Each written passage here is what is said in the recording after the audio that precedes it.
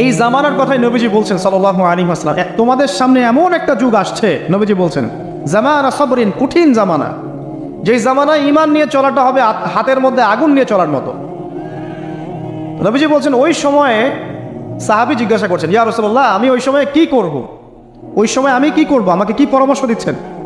নবী সাল্লাল্লাহু আলাইহি ওয়াসাল্লাম বলছেন, হে আমর ইবনে আস, তুমি ওই সময়ে বাড়িতে অবস্থান করো, বাসায় থাকো, বিনা প্রয়োজনে বাড়ির বাইরে এসো না। ওই সময় তুমি নিজের পাপের জন্য আল্লাহর কাছে ক্রন্দন করতে থাকো, বিনা প্রয়োজনে বাড়ির থেকে বের হয়েও না। আর মানুষের সাথে এত বেশি মেলামেশা করো না, নিজে তোমার আমল, তোমার গুনাহ নিয়ে ব্যস্ত থাকো, তোমার পাপের জন্য আল্লাহর কাছে কান্নাকাটি করো, ইনশাল্লাহ তুমি নাজাত পেয়ে যাবে। এটা একটা অপশন, মানে ফিতনাময় পরিবেশে আপনি কিভাবে বাঁচবেন, এটা একটা অপশন। আরেকটা হাদিসে কি নবী সাল্লাল্লাহু আলাইহি ওয়াসাল্লাম বলছেন যে যখন এমন ফিতনাময় পরিবেশ আসবে, তখন যদি তোমরা এই আমর বিল মারুফ নাহি আনিল মুনকার, সৎ কাজের আদেশ অসৎ কাজের নিষেধ, আমার সুন্নতের উপর অটল থাকতে পারো, তাহলে তোমরা 50 জন শহীদের নেকি পাবে। সাহাবায়ে কেরাম বলছেন, ইয়া রাসূলুল্লাহ, আমিনহুম আও মিন্না, তাদের মধ্যে 50 জন নাকি আমাদের মধ্যে 50 জন শহীদ? নবী করিম সাল্লাল্লাহু আলাইহি ওয়াসাল্লাম বলছেন, বাল মিনকুম, বরং তোমাদের মধ্যে 50 জন শহীদ। এটা অপশন নম্বর 2। এক কি বললাম, আপনি নিজেকে নিয়ে ব্যস্ত থাকেন, বাসায় থাকেন, বিনা প্রয়োজনে বাড়ির থেকে বের হবেন না, মানুষের সাথে কম মেলামেশা করেন এবং নিজের পাপের জন্য আল্লাহর কাছে কান্নাকাটি করেন, নিজের আমল নামা নিয়ে ব্যস্ত থাকেন, ইনশাআল্লাহ নাজাত পাবেন। 2 নম্বর, যদি আপনার কাছে আরও বেশি যোগ্যতা থাকে এবং আপনি আরও বেশি সাহসী হন এবং আপনি উম্মার, দেশের জনগণের কল্যাণ কামনা করেন, তাহলে অন্যদেরকেও এই ফিতনাময় পরিবেশে টিকে থাকার ফর্মুলা বলে দেন। এখানে সবর করেন, আমর বিল মারুফ নাহি আনিল মুনকারের কাজ করেন, আল্লাহ পাক আপনাকে ইনশাআল্লাহ 50 জন শহীদ সাহাবী নেকি দিবেন সব। আরও অপশন আছে। কি অপশন? ওই যে আসহাবুল কাহফ কি করেছিল, একটা ফিতনাময় পরিবেশ থেকে নিজেরা আস্তে করে সরে গিয়েছে।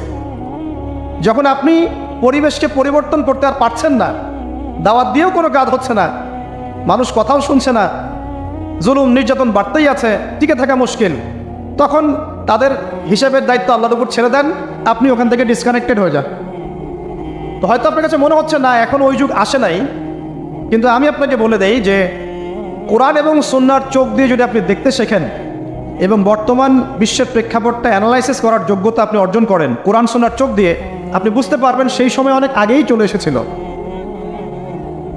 এখন ফিতনা এবং ফাসাদময় এই পরিবেশে আমরা কি করতে পারি, ছোট স্কেলে, বড় স্কেলে না, ছোট স্কেলে। আমি আজকে বড় বিষয় নিয়ে কথা বলতে আসি নাই, কারণ আমি চিন্তা করলাম যে আসলে প্রথমে যদি ব্যক্তিকেন্দ্রিক বিষয়টা ঠিক না হয়, বড় বিষয় আলোচনা করে কোনো লাভ নাই। আগে ব্যক্তি যদি ঠিক না হয়, বড় বিষয় আলোচনা করে আসলে কোনো লাভ নাই, আপনারা বুঝবেনও না, মাথার উপর দিয়ে চলে যাবে। এখন গ্লোবাল অ্যাফেয়ার্স নিয়ে কথা বলে খুব একটা ফায়দা নাই আপনাদের। এখন ইকোনমিক পুরো এই সুদভিত্তিক সিস্টেম আপনি চেঞ্জ করতে পারবেন না, এবং পুরো যে তাগুতি ব্যবস্থা আপনি চেঞ্জ করতে পারবেন না। আপনি কি করতে পারবেন?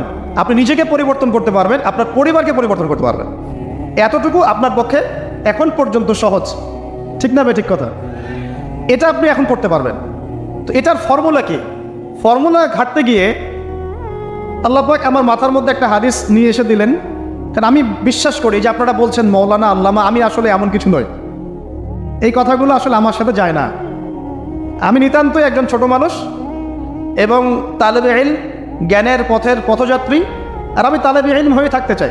আমি মুফতি নই, আমি মুহাদ্দিস, মুফাসসির বা এই যে শব্দগুলো আপনারা বলছেন, এমন কিছুই নয়। আসলে কিয়ামতের মাঠে আমি জান্নাতে যেতে পারবো কিনা আমি নিজেই জানি না। যখন কোনো মানুষ নিজেকে অনেক বড় বড় করা শুরু করবে, বুঝে নেবেন সে ইবলিসের আনুগত্য করা শুরু করেছে আর কি। কারণ ইবলিস বলেছিল, আমি খলাকতানি মিন নার ওয়া খলাকতাহু মিন তিন, আমাকে সৃষ্টি করেছেন আগুন দিয়ে, আদমকে সৃষ্টি করেছেন মাটি দিয়ে, আমি কেন আদমকে সিজদা করতে যাব? তো এটা ইবলিসের চরিত্র, আবা ওয়াস্তাকবার, সে উদ্ধত হয় এবং অহংকার প্রদর্শন করে। তো আমি মনে করি যে আমি কিছু বলি না, আল্লাহ রাব্বুল আলামিন আমাকে বলার তৌফিক দেন মাত্র, আলহামদুলিল্লাহ। তা আমার মাথায় একটা হাদিস আসছে, সকাল থেকে ঘুরছে। সেটা হচ্ছে, দেখুন, বারা ইবনে আযিব রাদিয়াল্লাহু আনহু থেকে বর্ণিত হাদিসটা আসছে এবং হাদিসটা বিশুদ্ধ। এখান থেকে আমি মূল আলোচনা যাচ্ছি যে একদিন আনসার মানুষদের মধ্যে, আনসার কারা? আমাদের আনসার বাহিনী। আনসার কারা? যারা মুহাজির সাহাবীদেরকে আশ্রয় দিয়েছিল মদিনায়, তাদেরকে কি বলা হয়? আনসার। তাহলে শব্দটা সুন্দর না? তাহলে আমাদের বাহিনীর নামটাও সুন্দর, মাশাআল্লাহ। তো আনসার সাহাবীদের মধ্যে একজন ইন্তেকাল করেছেন, ইন্না লিল্লাহি ওয়া ইন্না ইলাইহি রাজিউন। এখন তাকে দাফন করা হচ্ছে, আর নবী সাল্লাল্লাহু আলাইহি ওয়াসাল্লাম কবরের পাশে চুপ করে বসে পড়লেন না। তার বসা দেখা দেখি বাকি সাহাবীরাও তাকে ঘিরে গোল করে বসে পড়লেন। তারা বলছেন, আমরা এমনভাবে এখানে বসেছিলাম যেন আমাদের মাথার উপরে পাখি এসে বসতে পারে, চুপচাপ, কোনো নড়াচড়া নাই। দেখেন রাসূলের সাথে বসার সুন্নত দেখেন, কোরআন এবং হাদিসের মাহফিলে বসার কিন্তু সুন্নত আছে। এখানে বসে দুনিয়াবি এত গল্পগুজব করা যাবে না, এই মোবাইল টোবাইল হাবিজাবি নিয়ে এত ব্যস্ত থাকা যাবে না, দিলের কান দিয়ে শুনতে হবে, ঠিক আছে? আদব আছে, না হলে কথা আপনার উপর তাসির করবে না। তারা এমনভাবে বসেছিলেন যেন মাথার উপরে পাখি বসতে পারে, সুবহানাল্লাহ। এবার নবী করিম সাল্লাল্লাহু আলাইহি ওয়াসাল্লাম বলছেন যে যখন মাইয়েতকে কবরে শোয়ানো হয় তখন সে তাকে দাফন করে যাওয়া ব্যক্তিদের হাঁটার খসখস আওয়াজ শুনতে পায়। এরপরে তাকে যখন শুইয়ে দেওয়া হয়, সে যদি মুমিন ব্যক্তি হয় তাহলে তার মাথার দিকে তার সলাত এসে দাঁড়িয়ে যায়। দুনিয়াতে আপনি যে নামাজগুলো পড়েছেন, আমি যে নামাজগুলো পড়ছি, এগুলো মাথার দিকে দাঁড়িয়ে যায়। ডান দিকে চলে আসে তার সওম, সওম মানে কি? রোজা। বাম দিকে চলে আসে যাকাত, যাকাত মানে কি? যাকাতের সাথে তো আমরা পরিচিত নই। আমরা ওই যে রাস্তাঘাটে যে দান খয়রাতগুলো উঠানো হয়, এগুলোর সাথে খুব পরিচিত, তাই না? কত টাকা, কত পয়সা, কি গান গড়ে আর টাকা কালেকশন করে না? অনেক সময় দেখা যায় রাস্তায় যাচ্ছি আমরা গাড়ি নিয়ে, পারলে গাড়ির সামনে এসে হুমড়ি খেয়ে পড়বে টাকা নেওয়ার জন্য। এইভাবে টাকা কালেকশন করতে কে শিখিয়েছে ইসলামে? আর আমরা অনেক সময় ছোট ছোট বাচ্চাদেরকে দিয়ে, মাদ্রাসার ছোট ছোট বাচ্চাদেরকে দিয়ে টাকা কালেকশন করাই। এটা ঠিক না। কেন ঠিক না জানেন? ছোটবেলা থেকেই ওর ব্যক্তিত্ব নষ্ট হচ্ছে। এই হাতটা উত্তম না এই হাতটা উত্তম? উপরের হাত উত্তম, নিচের হাত উত্তম? তো ছোটবেলা থেকে সে নিচের হাতে অভ্যস্ত হচ্ছে। দেখেন, এত টাকা পয়সা কালেকশন করে আমাকে আর একটা স্বতন্ত্র মসজিদ করতেই হবে জরুরি? খুবই জরুরি ছিল। মানুষের কাছে হাত চেয়ে, হাত পেতে রাস্তাঘাটে এরকম করে গাড়ি থামিয়ে, তারপরে কি বলবো, সুর করে গান গেয়ে এত টাকা পয়সা কালেকশন করতেই হবে? মসজিদটা আমাকে টাইলস ফিটিং করতেই হবে, এসি মসজিদ করতেই হবে? আমরা এমনও মসজিদ রংপুরে দেখেছি 10 বছরেও টাকা কালেকশন শেষ হয় নাই। 10 বছর ধরে কালেকশন হচ্ছে। আমি ছোটবেলা থেকে দেখছি কালেকশন হচ্ছে। কি বুঝলেন? তো এগুলো আমাদের ব্যক্তিত্ব নষ্ট করে। মুসলিমরা উপরের হাতের মালিক। সারা বিশ্ব আমরা একসময় চালিয়েছি। এই পশ্চিমা সভ্যতা আমাদেরকে কি শিখায়? সারা বিশ্ব আমরা চালিয়েছি। এই আপনার উমাইয়া খেলাফতের সময়ও কর্ডোভায় আব্দুর রহমানের যে শাসন ছিল, কর্ডোভায়, স্পেন, পর্তুগাল, এই পুরো জায়গাগুলো পশ্চিমা বিশ্বের, এগুলো মুসলিমরা শাসন করেছে প্রায় 500-600 বছর। ইতিহাস তো আমরা জানিও না, পড়িও না, ভুলে গেছে। ইতিহাস পড়তে হয়। হিস্ট্রি ঘাটলে দেখবেন রাসূল সাল্লাল্লাহু আলাইহি ওয়াসাল্লামের 23 বছরের নববী যুগ, স্বর্ণযুগ, তারপর আবু বকর সিদ্দিকের খেলাফত, তারপর উমর ইবনুল খাত্তাবের খেলাফত। আবু বকর সিদ্দিকের 2 বছর বা 2.5 বছর, উমর রাদিয়াল্লাহু আনহুর প্রায় 10 বছর, তারপর উসমান রাদিয়াল্লাহু আনহুর 12 বছর, আলী রাদিয়াল্লাহু আনহুর প্রায় 2-2.5 বছর, তারপরে হাসান রাদিয়াল্লাহু আনহু 6 মাস। এরপরে উমাইয়া খেলাফত শুরু হলো মুয়াবিয়া রাদিয়াল্লাহু আনহুর হাতে, প্রায় 20 বছর। উমাইয়ারা শাসন করেছে প্রায় 90 থেকে 100 বছর। তারপর জাফ নদীর যুদ্ধে উমাইয়া আব্বাসী ওরা একে অপরের সাথে যুদ্ধ করেছে, করে উমাইয়ারা পরাজিত হয়ে আব্বাসীরা ক্ষমতায় গিয়েছে।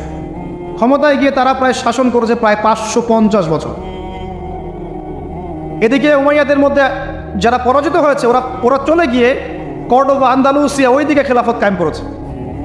তারপরে আবার এদিকে ফাতেমি খেলাফত ছিল, উসমানীয় খেলাফত ছিল, তারপরে মিশরের তুলুনি একটা রাজবংশ ছিল, আমাদের সাবকন্টিনেন্টে মোগলরা ছিল, সারা বিশ্বে আমরাই ছিলাম। ইতিহাস তো ভুলে গেছে। তা আমরা সবসময় উপরের হাত ছিলাম, উপরের হাত। আমরা দিতাম, মানুষ নিত। আর এখন কি হচ্ছে? আমরা এখানে আমরা চাই, মানুষ দেয়। আর ওরা কি এমনি দেয়? ওরা চড়া সুদ দিবে না? ওয়ার্ল্ড ব্যাংকে যান লোন নিতে, চড়া সুদ। আর এই সুদ শোধ করতে গিয়ে বিভিন্ন দেশ শ্রীলঙ্কা হয়ে যাচ্ছে। সুদ তো শোধ করতে হবে, এমনি তো আপনাকে আর এগুলো দিবে না। তো এই সুদটা শোধ করতে গিয়ে আমাদের জিনিসপত্রের দাম বেড়ে যাবে, তারপরে দেখবেন জনগণের উপর কর বেড়ে যাবে, অনেক প্রবলেম। আর এই প্রবলেমগুলো ফেস করতে হবে কি কারণে? রিবা বা সুদের কারণে। তো এই যে বলছি, দেখেন ছোটবেলা থেকেই যে আমরা নিচের হাতে অভ্যস্ত হচ্ছি, এটা ত্যাগ করতে হবে। ব্যক্তিত্বের পরিচয় দেন। এত টাকা পয়সা চেয়ে প্রতিষ্ঠান করার দরকার নাই। আমার জমি আছে 1 বিঘা, আমি প্রতিষ্ঠান করবো ইনশাআল্লাহ। আপনার 2 বিঘা আপনি করেন, যার সামর্থ্য আছে সে করবে, সামর্থ্য নেই করার দরকার নেই।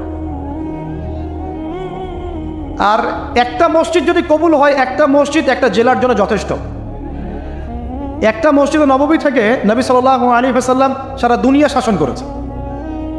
আর আমাদের তো কোটি কোটি মসজিদ, কোটি কোটি মসজিদ বাংলাদেশে। এই যুগের কথাও নবীজি বলেছেন, যে যুগে মসজিদগুলো চাকচিক্যময় হবে, মসজিদগুলো কি হবে? চাকচিক্যময় হবে, হেদায়েত উঠে যাবে এবং মসজিদের মধ্যে সরগোল হট্টগোল বেড়ে যাবে। দেখেন না মসজিদে হট্টগোল বেড়ে গেছে না? এটা সেই যুগ। তো যেটা বলছিলাম প্রিয় ভাইরা, যে নিচের হাতে অভ্যস্ত না, উপরের হাতে অভ্যস্ত হতে হবে। এই কারণে এই যে একটা হাদিসের কথা শুরু করলাম, যে আনসার সাহাবী কারা ছিল? যারা মুহাজির সাহাবীদেরকে আশ্রয় দিয়েছে। এখন এই সাহাবীদের মধ্যে একজন ইন্তেকাল করেছে, তার লাশ যখন রাখা হচ্ছে তখন নবীজি বলছেন, মাথার দিকে মাইয়েতের আসে কি? সলাত। সলাত মানে কি? নামাজ। 5 ওয়াক্ত নামাজ আজকে থেকে ছাড়বেন? ওয়াদা করেন আজকে থেকে 5 ওয়াক্ত নামাজ ছাড়বো না ইনশাআল্লাহ। একটা হাদিস খালি বলি, মান তারাকা সালাতান মুতাআম্মিদান ফাকাদ কাফারা, মান তারাকা সালাতান মুতাআম্মিদান ফাকাদ কাফারা। আবার শোনেন, ক্বালা রাসূলুল্লাহ সাল্লাল্লাহু আলাইহি ওয়াসাল্লাম, মান তারাকা সালাতান মুতাআম্মিদান ফাকাদ কাফারা। আর মুআজ বিন জাবাল রাদিয়াল্লাহু আনহু কে নবীজি বলেছেন, মান তারাকা সালাতান মুতাআম্মিদান ফাকাদ বারিয়াত মিন জিম্মাতিল্লাহ। যে ব্যক্তি নিজের উপর ফরজ নামাজ ছেড়ে দিল, সে কুফরি করলো, সে কুফরি করলো, সে কুফরি করলো। মুআজ বিন জাবালকে নবী সাল্লাল্লাহু আলাইহি ওয়াসাল্লাম বলছেন, যে ব্যক্তি ফরজ নামাজ ইচ্ছা করে ছেড়ে দিল, সে ব্যক্তি আল্লাহর জিম্মা থেকে মুক্ত হয়ে গেল। নামাজ ছাড়বেন প্রিয় ভাই, 5 ওয়াক্ত নামাজ জামাতের সাথে ইনশাআল্লাহ। আল্লাহ আমাকে তৌফিক দেখ, আপনাদের সবাইকে তৌফিক দান করুন, আমিন। জামাত যদি না পান, একা পড়ে নেবেন, ঠিক আছে? যদি ঘুমিয়ে থাকেন, ঘুম থেকে উঠে পড়বেন। ভুলে গেছেন, যখন মনে হবে তখন পড়বেন। অজু করার পানি নাই, কি করবেন? তায়াম্মুম করবেন। তায়াম্মুমেরও কিছু নাই, আপনার কোনো কাপড়ই নাই, সতর ঢাকার কোনো কাপড়ই নাই, কি করবেন? বসে বসে নামাজ পড়বেন ওই অবস্থাতেই। এটা কোনো মাফ নাই। মানে আপনার অজু করার কোনো পানি নাই, তায়াম্মুমের কিছুই নাই, কাপড়ও নাই সতরে, তখনও নগ্ন হয়ে বসেই নামাজ পড়তে হবে, মাফ নাই। যখন শোয়ানো হবে মাথা থেকে কি থাকবে? সালাত। তাহলে আমরা যারা ফরজ সালাত এখন আদায় করছি না, আজকে তওবা করেন, বলেন আস্তাগফিরুল্লাহ আল্লাযী লা ইলাহা ইল্লা হুয়াল হাইয়ুল কাইয়্যুম ওয়া আতুবু ইলাইহি। হে আল্লাহ, আমরা তওবা করছি, সারা জীবনে যত নামাজ পড়ি নাই, এই সমস্ত নামাজ না পড়ার পাপ থেকে তোমার কাছে তওবা করছি। ঠিক আছে? এটা আস্তাগফিরুল্লাহর অর্থ নয়, আমি বাংলায় বললাম। আর যদি নামাজ কাজা করে আদায় করে দিতে পারেন, আলহামদুলিল্লাহ, খুবই ভালো হয়। যদি নাও পারেন, তাও এখন থেকে আর কোনো নামাজ বাদ দিয়েন না, আর বেশি বেশি নফল নামাজ পড়ার চেষ্টা করেন। আল্লাহ পাক তৌফিক এনায়েত করুন। আসুন, তারপরে ডান দিকে কি? সওম। সওম মানে কি? রোজা। রমজান মাসে